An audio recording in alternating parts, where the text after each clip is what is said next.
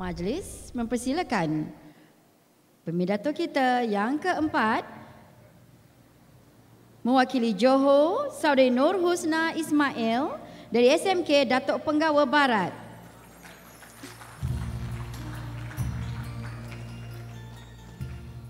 Saudari Nur Husna akan menyampaikan pidato bertajuk Keperluan dan Kepentingan Mengurus Keuangan, Perbelanjaan dan aliran tunai secara bijak dan berkesan. Dipersilakan. Bismillahirrahmanirrahim. Petikan ayat Al-Quran dari surah Yusuf ayat 47 dan 48 yang bermaksud, kamu bertanam selama 7 tahun lamanya. Maka apa yang kamu tuaikan, hendaklah kamu biarkan pada tangkainya, kecuali sedikit untuk kamu makan. Kemudian sesudah itu, akan datang 7 tahun yang amat sukar yang akan menghabiskan apa yang kamu sediakan untuk menghadapinya. Hadirin, ayat ini memberi panduan kepada kita betapa pentingnya pengurusan kewangan dengan bijak. Oleh itu, saya berasa cukup terpanggil untuk menyampaikan pidato yang berpaksikan keperluan dan kepentingan mengurus kewangan, perbelanjaan dan aliran tunai secara bijak dan berkesan. Terima kasih saudari pimpinan majlis, barisan panel hakim berkarisma, div-div kehormat, seterusnya sidang hadirin pewaris bangsa satu Malaysia yang saya muliakan. Assalamualaikum warahmatullahi wabarakatuh dan apa kabar anda semua? Hadirin yang saya kasihi, indikator saya yang pertama, pengurusan kewangan bijak, perbelanjaan terkawal. Tidak kira walau ke mana arah kewangan anda, ketetapan anda untuk memeriksa perbelanjaan anda secara berterusan adalah penting untuk anda berjaya menguruskan kewangan. Kerana kesilapan besar yang dibuat oleh ramai individu disebabkan oleh mereka berbelanja sebanyak ringgit Malaysia 10,000 tetapi hanya menerima gaji sebanyak ringgit Malaysia 5,000 setiap bulan. Sehubungan dengan itu, Thomas J. Stanley dan William D. Danko dalam buku mereka yang bertajuk The Millionaire Next Door menyatakan, para jutawan percaya bahawa mereka perlu mengumpul duit, menyimpan duit dan mengembangkan duit tersebut dan bukan hanya mengumpul duit dan membelanjakannya.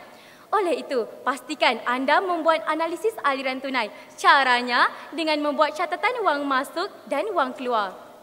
Dari carta aliran tunai, dengan mudahnya kita boleh lihat sama ada aliran tunai tersebut itu adalah positif ataupun negatif.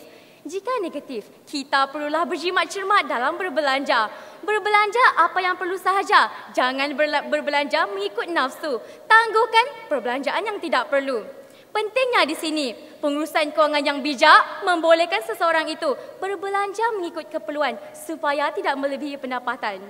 Bak kata pepatah, ukur baju di badan sendiri, berpijaklah di bumi yang nyata.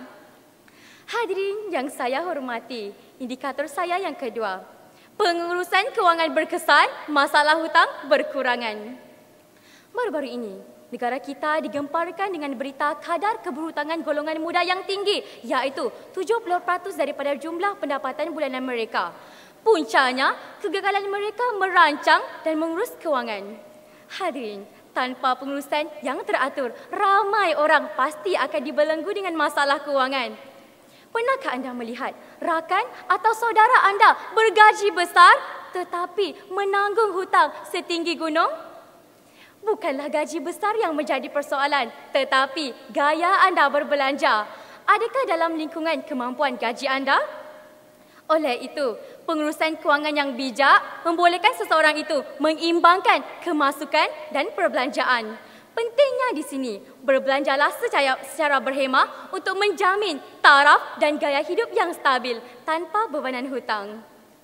Hadirin yang saya kasihi, indikator saya yang ketiga, pengurusan kewangan cekap, inflasi terkawal.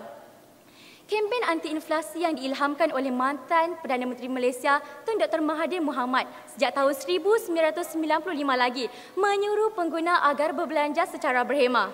Kita digalakkan mendapatkan barangan keperluan dengan harga yang berpatutan dan berbelanja di tempat yang menawarkan harga yang lebih rendah.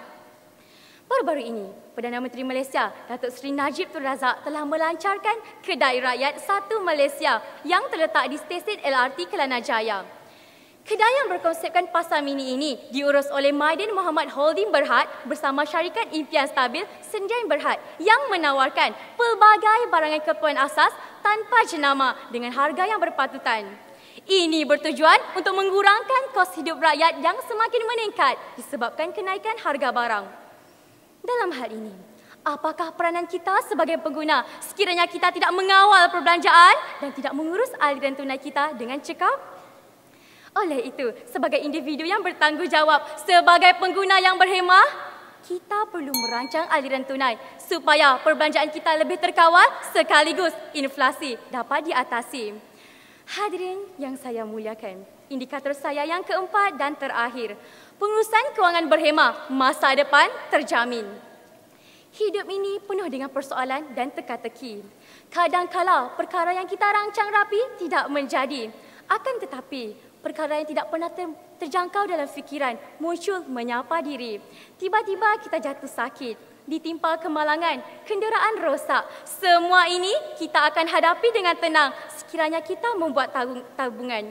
Oleh itu, uruslah aliran tunai anda, kawal perbelanjaan, simpan lebihan pendapatan anda. Ya, inilah yang akan kita gunakan sebagai persediaan bagi melindungi diri daripada sebarang kemungkinan yang tidak diduga. Hadirin, sebagai manusia, kita tidak pernah terlepas daripada pelbagai ujian dan musibah. Tidak kira setinggi mana pun kita ingin daki ke bulan sekalipun, kita perlu bersiap sedia dengan tali dan payung terjun supaya andai kita terjatuh nanti, kita tidak akan patah kaki. Hadirin, dayung sudah di tangan, perahu sudah di air. Jangan dibiarkan ayam direban disambar helang, padi di tangan menjadi lalang. Keperluan dan kepentingan mengurus kewangan, perbelanjaan dan aliran tunai secara bijak dan berkesan sudah anda ketahui. Apa tunggu lagi? Ayo, rancang dan uruslah kewangan anda.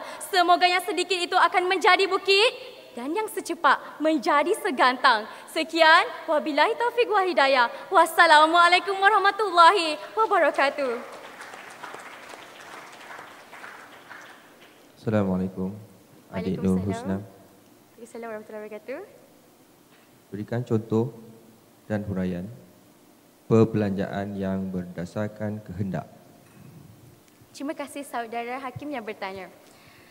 Contoh dan huraian perbelanjaan yang mengikut kehendak adalah sebagai seorang pelajar.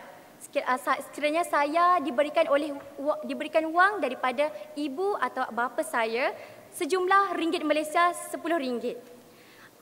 Sekiranya saya berbelanja mengikut kehendak saya pasti akan membeli tudung baru ataupun sebarang pakaian ataupun kehendak dan keinginan saya sebagai seorang pelajar dan juga sebagai seorang remaja dan ingin sama-sama mengikut edaran masa kini dengan tanpa ketinggalan sebarang sedikit sekalipun.